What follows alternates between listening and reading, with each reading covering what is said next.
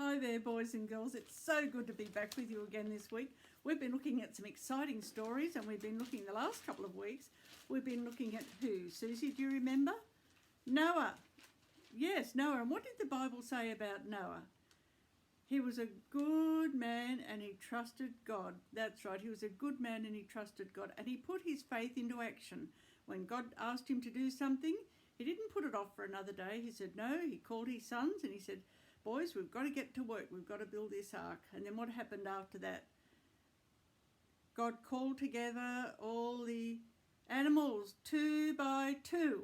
And the animals came up into the ark. And when they were in the ark, and the sons were in the ark and their wives and Mrs. Noah, what happened then?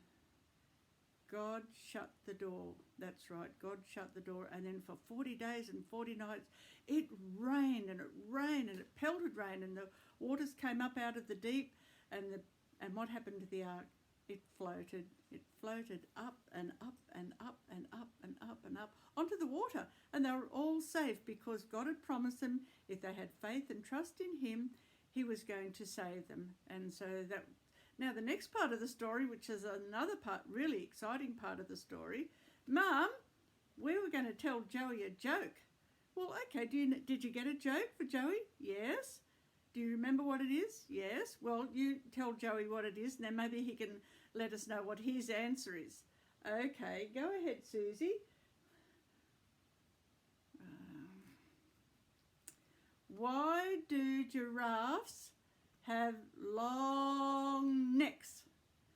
Okay, Joey, that's for you. You can get in touch with us or tell us next week, why do giraffes have long necks? Is that right? Yep, okay.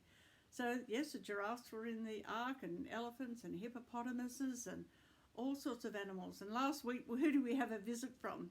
The koala, and he came down 2 thumbs and had told us a bit of a story about his experience, or his descendants' experience anyway, on the ark. But we had a lot of Australian animals that went there, I'm sure, because they're around today. And you know, they're called monotremes. That's a really unusual name, isn't it? From the family of monotremes, and they're egg-laying mammals. And do you know what they are? No? Okay, I'll tell you what they are. It's the platypus and the echidna, because, you know, they're monotremes because they lay eggs and they have a little pouch and they can also suckle their young. So they're really, really unusual because there's only 2 sorts in the whole world, and we have them both here in Australia.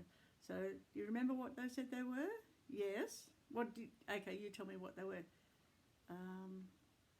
Platypus and echidnas. And we've seen echidnas sometimes when we've been walking down on the trail, and they love scratching around and carrying on. But I did hear a bit of a story about them, you know, when they were in the ark. They did cause a bit of a ruckus. And so I'd like to know what the ruckus was. But anyway... Oh, here's someone that's coming up to tell us. Hello. Well, I was told my ancestors didn't mind being in the ark. Really? They just rolled into a ball and hibernated and slept the whole time. Well, that was after Noah told them to stop sticking their noses into everything, and all the other animals complained that their spikes were sticking into them and wouldn't let them snuggle up and keep warm. I was told they weren't allowed to eat ants, worms, termites either. I don't know why. They're my favourite food. Food? Food? Did someone say food? Gotta go. It's calling. Lunch is calling. Yum yum. At least I didn't get fleas from the monkeys. Oh, bye, Echidna. We'll see you again another time. Oh, his nose is nice and wet, isn't it? Yeah.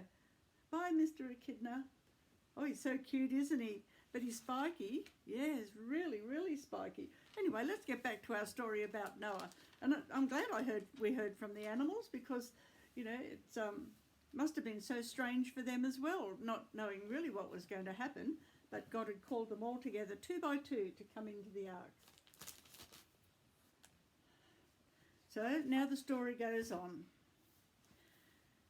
But God remembered Noah and all the wild animals and livestock with him in the boat.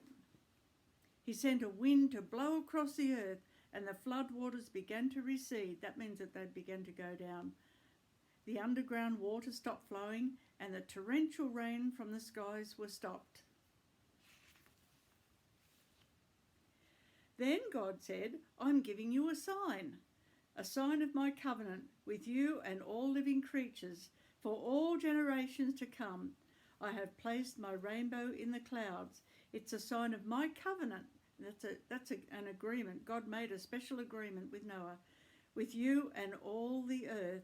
We're going to read that, boys and girls. It's in Genesis 9, 12 and 13. And there they are. God opened the door and they're all wandering out of the ark to start a new life on the earth.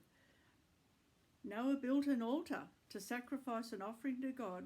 In those days, people sacrificed an animal to show that they were thankful for what God had done for them. There at the altar, God decided that there would never ever again be a flood like that. As long as the earth remained, there would always be shelter and food for human beings and animals. Then the Lord blessed Noah and promised that he would be good to him and his children, as well as to the earth they inhabited. He told them to have many children and to fill the whole world. After having blessed Noah and his family, God made a covenant with them. That means he made a promise with them that he would never ever break. God promised that there would never be another flood to wipe people or anything else off the face of the earth, and to prove that he really meant it, God gave them a beautiful sign, the rainbow. The rainbow we usually see after it's rained. It's a sign that God will keep his promise. Every time Noah and his descendants looked at the rainbow in the sky, they realised, as we still do today, that thank goodness God will never ever send another worldwide flood again.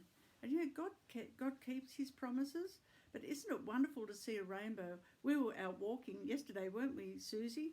And we saw a spectacular rainbow. It was so bright, right across the sky, and it had all the colours of the rainbows in it. And we were thinking, it's amazing that God's done that, because you can never touch a rainbow, even though you might see where it starts. If you go up, try to find where that start is, the closer you get, the further away it goes. And then it's still way up in the sky, but it's this reflection of the rain or the mist in the air.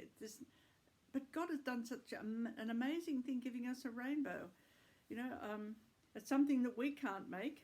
Sometimes when I've been out in the garden and you're hosing and you can see a little rainbow in the water, that's pretty spectacular to see that too. So the rainbow in the sky, even today, is a reminder for us that God keeps his promises. And Suzie, I have quite a few promises that God's given me over the years, just especially at special times for something that I need to really hold in my heart and remember and pray over. And I'd like you boys and girls, maybe you can ask your mum and dad this week if God's given them a special promise. I know there's all promises all the way through the Bible, and they're special for everybody. But just sometimes when you're maybe going through a difficult time or even a really happy time, God will give you a special reminder of a scripture, and you hold it in your heart. And maybe mum and dad might like to share with you something that God has given them a promise, and how he's kept it, and how they've known that God is always faithful to his promises. Boys and girls, it's an amazing, wonderful adventure when you have a relationship with God. Your whole life changes, and situations can change in an instant because God's at work. Mum, yes, Suzie, can I tell Joey the end of the joke? Well, if you think it won't give it away, I was hoping that Joey might have given us a telephone call by now. But anyway, you remember what the joke was for Joey? Yes. Why do giraffes have long necks? Okay, well, you can tell. Did you want to whisper it to me, or you want to tell it to Joey? I want to tell Joey. Okay, you tell Joey now. Because they have smelly feet. That's why. Oh, okay. Joey, I hope you like that joke. And boys and girls, I hope you like the story today. We're going to go on to another story from the Bible next week, and it's going to be called The High Tower.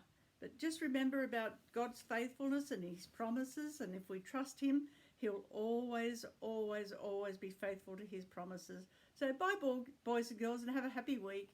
And we just want to say, hey, it's so good to be able to catch up with you through social media or it's Facebook or whatever you're doing there. And it's just one of the miracles that we live with today in our generation, that we can do these things and still share our adventures together. So bye, boys and girls. Bye, boys and girls.